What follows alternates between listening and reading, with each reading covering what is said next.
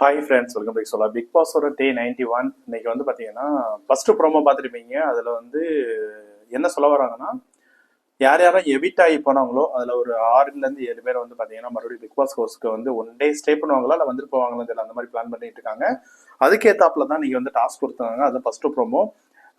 இப்போ முத்துக்குமரனுக்கு வந்து பதிலாக இவங்க போய் இருந்தால் நல்லா இருந்திருக்கும் அப்படின்னு சொல்லி ஆனந்தி ஃபோட்டோ காமிச்சிருந்தாங்க.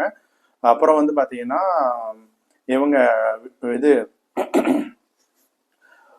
பவித்ராக்கு பதிலாக அன்ஷிதா இருந்திருக்கணும், அப்புறம் ஜெஃப்ரி இருந்திருக்கணும், இந்த மாதிரி எல்லா விஷயம் சொல்லிட்டு இருந்தாங்க. எல்லா டைமே வந்து பார்த்தீங்கன்னா மக்கள் ஓட்டி தான்.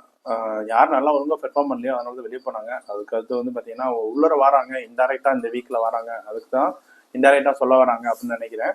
அது போக வந்து பார்த்தீங்கன்னா ஒவ்வொருத்தவங்க வந்து இப்போ லாஸ்ட்டாக எல்லாமே நெகட்டிவிட்டி நல்லா முத்துக்குமரில் ஸ்ப்ரெட் ஆகிருக்கு. அவருடைய கேம் ஓட்ஸ் வந்து பார்த்தீங்கன்னா செம்மையாக டவுன் பண்ணி நெகட்டிவ் கமெண்ட் போட்டு டவுன் பண்ணியிருக்காங்க.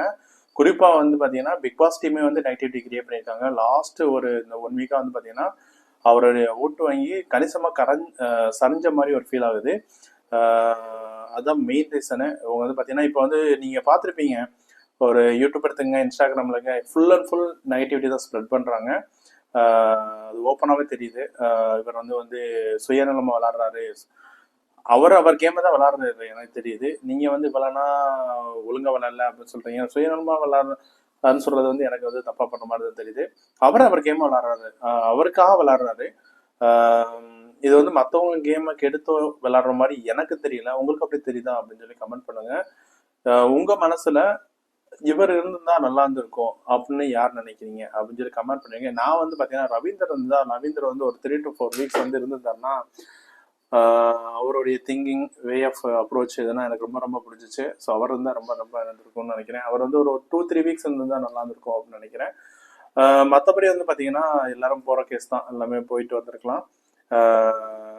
ராணவ கூட நான் எதிர்பார்த்தேன், அவர் வந்து இன்னும் 1 வீக் இருப்பாரு, டிக்கெட் அந்த 5 lakhs அமௌண்ட் இருக்கிற வரைக்கும் இருப்பாரு அப்படின்னு நினைச்சேன். பார்த்தீங்கன்னா அதில் யாருமே எடுக்கல. ரொம்ப இன்ட்ரெஸ்டிங்காக இருந்துச்சு. எனக்கு தெரிஞ்சு முத்து சுயநலமா இல்லைங்க. சில பேர் வந்து அவருடைய வெற்றியை வந்து பிடிக்காம வேற மாதிரி பொங்கி எழுகிறாங்களோ அப்படின்னு நினைக்கிறேன். நீங்க என்ன நினைக்கிறீங்க அப்படின்னு சொல்லி கமெண்ட் பண்ணிடுங்க.